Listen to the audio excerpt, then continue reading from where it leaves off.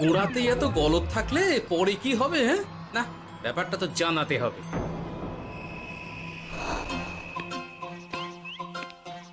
এই তো মহারাজের প্রিয় গোপালও চলে এসেছে। তাহলে এবার সভা শুরু করা যাক মহারাজ। সে আপনি যাই বলুন না কেন মন্ত্রী মশাই, আজ আমার আপনার সাথে ঝগড়া করার কোনো ইচ্ছেই নেই। কেন গোপাল, কি হয়েছে তোমার? কি আর বলি মহারাজ, কৃষ্ণনগরের ভবিষ্যৎ দেখে আমি তো ভাষাই হারিয়ে ফেলেছি। বলো কি, কৃষ্ণনগরের ভবিষ্যৎ? তা শুনি শুনি, খুব ভালো কিছু নিশ্চয়ই। এতে আর শোনার কি আছে মহারাজ, অবশ্যই ভালো হবে। সে কথা তো আমি একবারও বলিনি মন্ত্রী মশাই। আহা গোপাল, ভনিতা না করে বলি ফেলো না দেখি, কি এমন দেখেছো কৃষ্ণনগরের ভবিষ্যৎ? তাহলে শুনুন, কৃষ্ণনগরের ভবিষ্যৎ ঘোর অন্ধকারে, মোটেই ভালো নয়। হ্যাঁ, বলো কি? কৃষ্ণনগরের ভবিষ্যৎ বলতে আমি ছোট ছোট ছেলে মেয়েদের কথাই বলছি। ওরাই তো আমাদের কৃষ্ণনগরের ভবিষ্যৎ। ঠিক কথা, কিন্তু তার সাথে অন্ধকারের কি সম্পর্ক? সম্পর্ক আছে মহারাজ। আজ সকালে রাজসভায় আসার পথে দেখি পাঠশালায় বাচ্চাদের পড়াশোনা বাদে সবই হচ্ছে। তা এরকম চলতে থাকলে কি করে রাজ্যের ভালো হবে বলুন দেখি? না হওয়ারই বা কি আছে শুনি? পড়াশোনার সাথে রাজ্যের ভালো খারাপের কি আছে? সত্যি, মন্ত্রী হয়েও যে আপনি এসব কথা বলেন ভাবলেও অবাক লাগে। গোপাল, মুখ সামলে কথা বলো। আপনিও তাহলে আগে বুঝুন, তারপর কথা বলুন। আবার শুরু হয়ে গেলে তোমরা। ক্ষমা করবেন মহারাজ, কিন্তু আমি তো কিছু শুরু করিনি। মন্ত্রী মশাই তো না বুঝে কথা বলছেন। আপনি বলুন মহারাজ, বাচ্চারাই তো সমাজের ভবিষ্যৎ। হ্যাঁ, ওরা এখন যা শিখবে সেটাই তো পরে কাজে লাগাবে। ঠিক ঠিক, শিক্ষার গুরুত্ব অনেক, তাকে এত অবহেলা করলে তো চলবে না। সেটাই তো মহারাজ, একে তো সকলে পাঠশালায় আসে না, তার উপর যে কয়জন আসে তাদের মধ্যেও কেউ খেলে বেড়ায়, কেউ ঘুরে বেড়ায়, এসব হয়। বুঝলাম, কিন্তু রাজপণ্ডিত কিছু বলে না। কি করে বলবেন মহারাজ, উনি তো নিজেই ঘুমে ঢুলতে থাকেন। কি? আমি কালই রাজপণ্ডিতের সাথে এই ব্যাপারে কথা বলবো। কিন্তু শুধু রাজপণ্ডিতের সাথে কথা বললেই হবে না মহারাজ, তার সাথে এমন কিছু করতে হবে যাতে ছেলেপুলেরা রোজ পাঠশালায় খুশি মনে এসে পড়াশোনা করে। তার জন্য কি করা যায় বলো তো? আর তোমার কাছে কি কোনো উপায় আছে? থাকলে তো আগেই বলে দিত। এত সময় ধরে অভিযোগ করে যেত নাকি? আচ্ছা, আপনার কাছে কি কোনো উপায় আছে মন্ত্রী মশাই? মানে এখন নেই, ভাবতে হবে। তাহলে একটু চুপ করে থাকুন। ছাড়ো না গোপাল, তুমি বলো। আমি বলছিলাম, ওই বাচ্চাদের পাঠশালার প্রতি আগ্রহ আনার জন্য যদি একবেলা ভাত, ডাল, দুধ, ডিম ইত্যাদি খাওয়ানো যায় তাহলে সেটা কার্যকর হবে বলে মনে হয়। অসম্ভব! রাজ্যের কত খরচ বেড়ে যাবে জানো? তুমি থামো তো মন্ত্রী, সব সময় খালি উল্টো কথা বলা। আমি একদম একমত গোপালের সাথে। কৃষ্ণনগরের উন্নতির জন্য আমি সব করতে রাজি।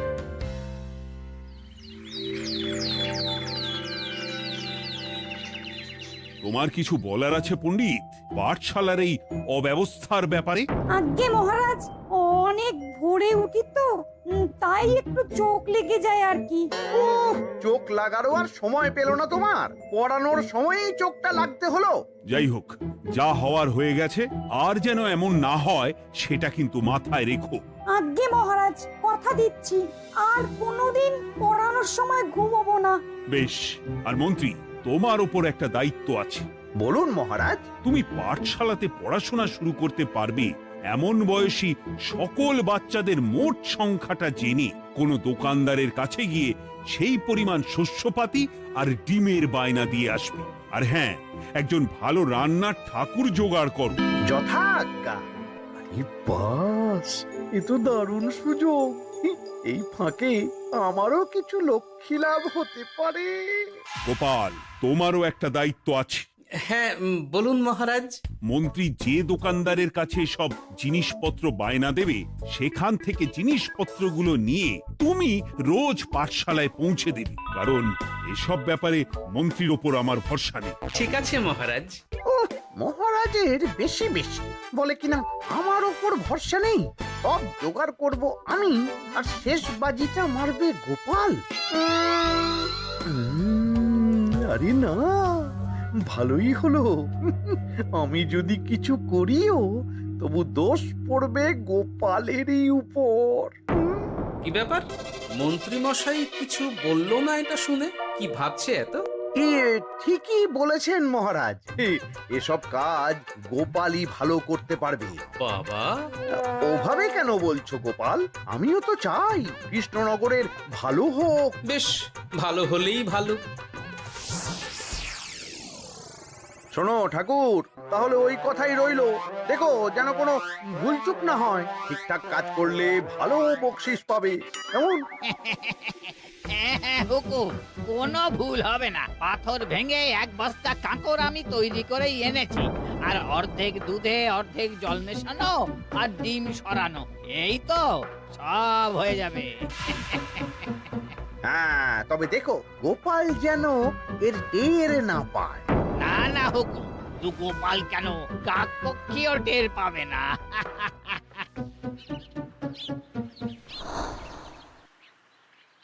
যাক বাবা, এবার শুধু জিনিসের দামটা মহারাজকে বাড়িয়ে বললেই কাজ হাসিল। এদিকে অতিরিক্ত মূল্যটাও আমার হবে, আর বাকি জিনিসগুলো বিক্রি করার পর সেই দামও আমারই হবে।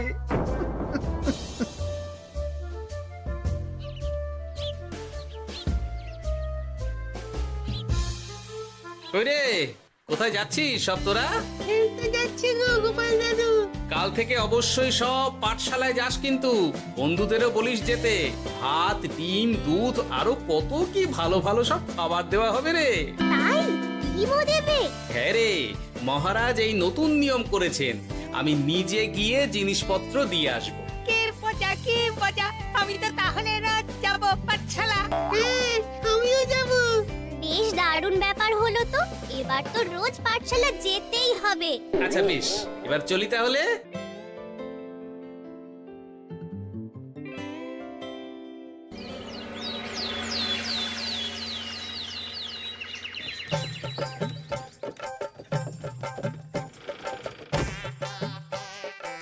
এই নাও গো ঠাকুর, সব জিনিস নিয়ে চলে এসেছি। একবার মিলিয়ে নাও দেখি। ঠিক আছে গোপাল দাদা, এখনই সব দেখে নিচ্ছি।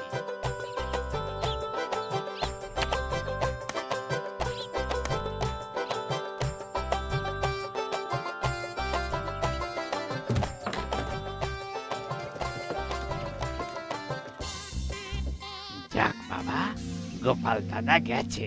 এবার মন্ত্রী মশাইয়ের কথা মতো সব করলেই কেল্লা ফতে।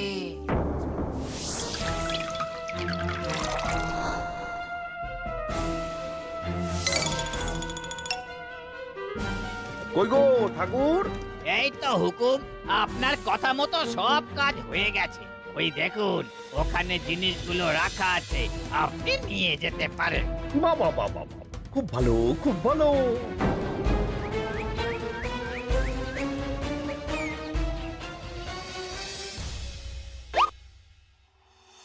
ও কি, অর্ধেক ডিম দিলে যে, বাকিটা কোথায়? কিসের বাকি? ডিমটা অমনি দেখতে। বললেই হলো, ডিম কখনো অর্ধেক হয়?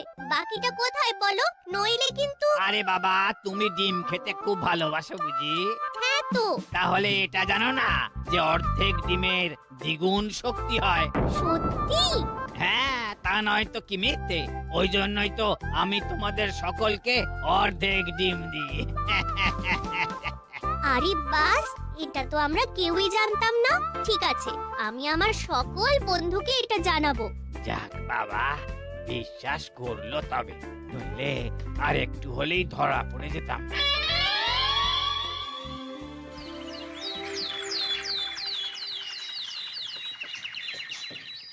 আরে, রান্নার ঠাকুর কারোর সাথে কথা বলছে মনে হচ্ছে।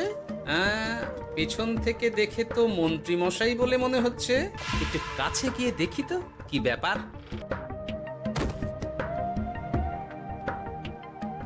আরে গোপাল দাদা যে, তোমার কথাই ভাবছিলাম, আর দেখো তুমি চলে এলে। হুম, তুমি কি নিশ্চিত যে তুমি আমার কথাই ভাবছিলে?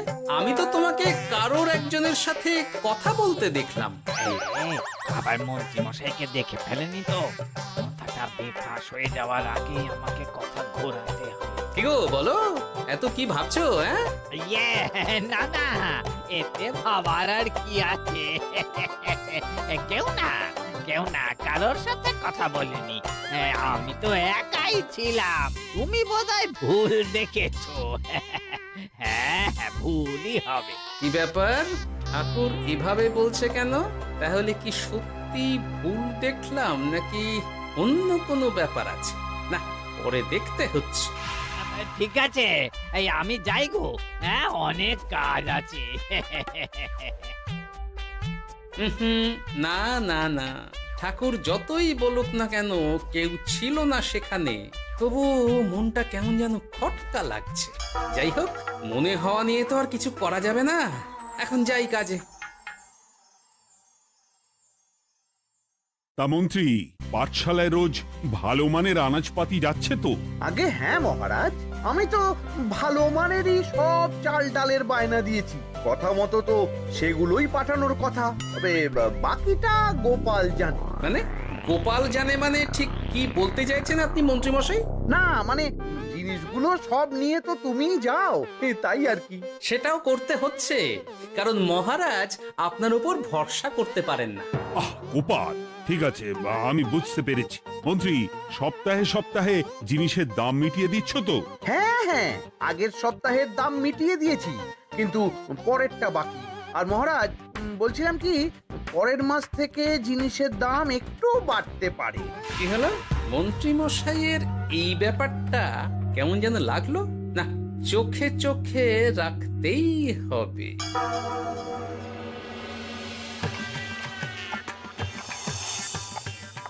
কিরে বুটি, তুই অর্ধেক ডিম খেয়ে বাকি অতটা রেখে দিলি কেন? রান্নাটা ভালো হয়নি বুঝি? না গো দিদা, খুব ভালো হয়েছে। আমি তো আসলে এখন এমনই খাচ্ছি। শিখিরি, কেন রে পুটি? তোর তো ডিম খুব প্রিয় ছিল রে। এখনো ভালো লাগে। তাহলে পুরো ডিম খাচ্ছিস না কেন? এ বাবা, তুমিও জানো না, অর্ধেক ডিমের শক্তি গোটা ডিমের থেকে বেশি, মানে দ্বিগুণ শক্তি। এই বলে কি গো? এই, তোকে এমন কথা কে বলেছে রে? ওমা, কেন? পাঠশালার রান্নার ঠাকুর আমাদের তো রোজ অর্ধেক ডিমই দেয়। ওই জন্য আমি একদিন জিজ্ঞেস করেছিলাম, তখন বলল অর্ধেক ডিমের দ্বিগুণ শক্তি হয়। বলিস কি রে? এতদিন ধরে এসব চলছে? না, মহারাজকে জানাতে হবে।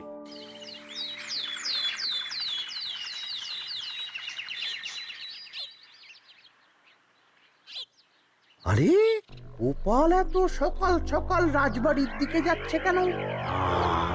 গিয়ে আড়াল থেকে দেখি তো।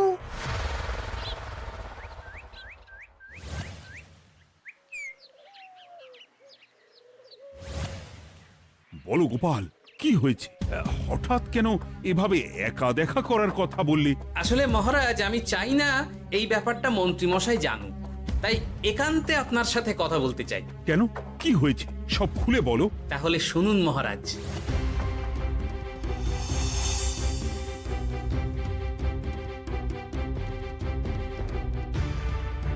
কি সাংঘাতিক ব্যাপার! আমি এখনই ওই রান্নার ঠাকুরকে কারাগারে বন্দি করার আদেশ দিচ্ছি। না না মহারাজ, সেটা ভুলেও করতে যাবেন না। আমার এই পুরো ব্যাপারটাতেই সন্দেহ আছে। পুরো পরিকল্পনার পেছনে মনে হচ্ছে অন্য কেউ আছে মহারাজ। তুমি ঠিক কার কথা বলতে চাইছো? প্রমাণ ছাড়া তো আমি কারো নাম বলতে পারবো না মহারাজ।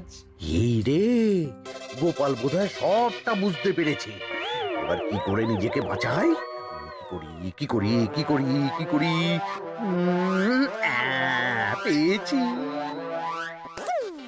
শোনো ঠাকুর, এখন কিন্তু মহারাজ সবটা জেনে গেছে, তাই দেখো যাই হয়ে যাক না কেন আমার নামটা যেন না আসে, নইলে কিন্তু তোমাকেই রাজ্য ছাড়া হতে হবে। না না হুকুম, দয়া করে এ কাজ করবেন না। আমি মরে গেলেও আপনার নাম নেব না। মাথায় থাকে যেন। বলো বলো, তুমি কেন এমন করেছো? আগে আগে আমি আমি নিজে থেকে এসব করিনি মহারাজ, আমাকে এসব করার জন্য বাধ্য করা হয়েছে। কে তোমাকে সব করতে বলেছে? আগে গোপাল দাদা। কি? মিথ্যে কথা।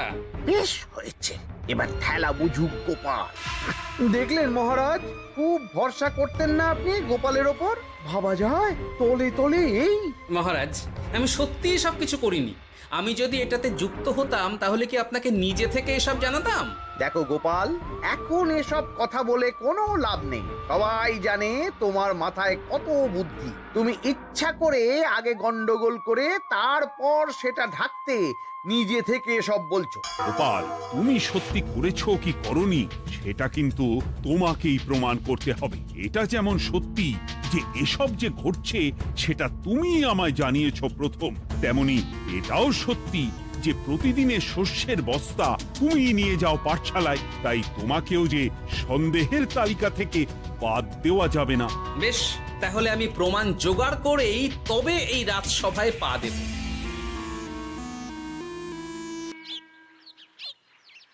আজকের পরে আমি আরো নিশ্চিত যে এসবের পিছনে মন্ত্রীমশাই যুক্ত আছে। এবার শুধু ওনাকে হাতে নাতে ধরার ব্যবস্থা করতে হবে। ও কি দাদু, তুমি এই সময় বাড়ি ফিরছো? হ্যাঁ রে, তোর দাদুকে আর চোরের অপবাদ দিয়েছে, তাই প্রমাণ জোগাড় না করে আমি রাজসভায় যাব না। কি বললি? তোমাকে কে ছেলের অপবাদ দিয়েছে? কে আবার? ওই মন্ত্রী। কিন্তু আমার সন্দেহ হচ্ছে যে আসল চোর ওই মন্ত্রী। বাস, তাহলে আর চিন্তা কি? আমরা আছি তো, মন্ত্রীর ওপর নজর রেখে তোমাকে সব খবর দিয়ে যাব। হ্যাঁ দাদু, আমারও অনেক রাগ হয়েছে। এতদিন মিথ্যে বলে আমাদের অর্ধেক ডিম খাইয়েছে। আমি এটা কিছুতেই মানতে পারছি না। এবার সত্যিটা সবার সামনে আসবেই।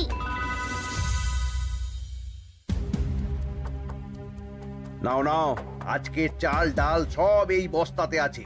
এই নিন আজকের মূল্য। দেখো, অর্থটা কিন্তু বড় কথা নয়। তোমার যে রোজ বিক্রি বাট্টা বেড়ে গেছে, আর তার জন্যই তোমার তো আমাকে মিষ্টি খাওয়ানো উচিত। একদম, আমি কালই আপনাকে মিষ্টি খাওয়াবো, একদম পাকা কথা। তাহলে আজ চলি, কাল দেখা হবে। দেখলি মন্ত্রী মশাই কি বদমাইশ। চল এখনই গিয়ে গোপাল দাদুকে সব বলি।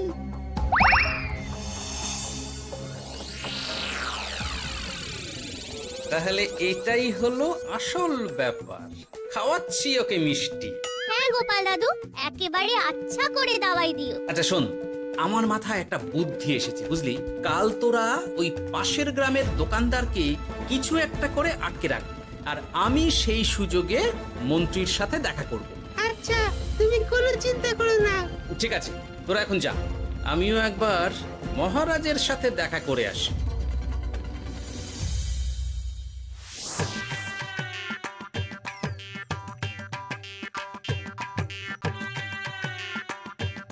আসতে পারি মহারাজ? আরে গোপাল জি, এসো এসো।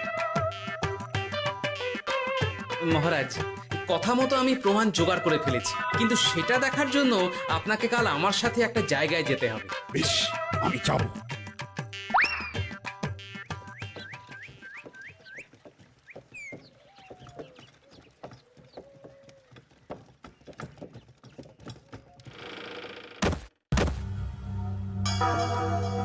এই কি, তুমি কে?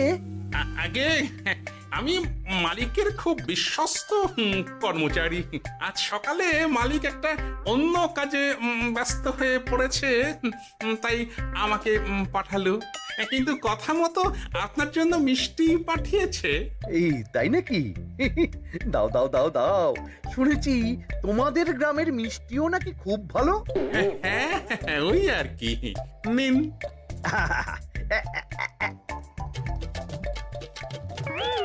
এই, ওরে বাবারে, ওরে বাবারে, মরে গেলাম রে, বাঁচাও। কেমন চলে গেল, লাগছে চলে গেল। মন্ত্রী মশাই? গোপাল, তুমি? ও মায়, আমি ছাড়বো না। এই যে গোপাল দাদু, আসল দোকানদার। এই, আসল দোকানদার? এই রে, এবার কি হবে? এই, আমার কি আর কিছু বলার আছে মন্ত্রী? তোমার সব কর্মকাণ্ড আমাদের কাছে ফাঁস হয়ে গেছে। তোমার সাহস কি করে হয় কৃষ্ণনগরের ভবিষ্যতের সাথে এমন করার? ক্ষমা করে দিন মহারাজ, আর হবে না, ক্ষমা করে দিন। না না না না, শাস্তি তো তোমাকে পেতেই হবে। সেপাই, আজ থেকে মন্ত্রীকে রোজ সকালে 100 বার বেতের বাড়ি ও অর্ধেক খাবার দেওয়া হবে। অর্ধেক খাবার? কেন জানেন না? অর্ধেক খেলে দ্বিগুণ শক্তি বাড়ে। ওরে বাবা গো, আমার আমার আমার মাথা ঘুরছে।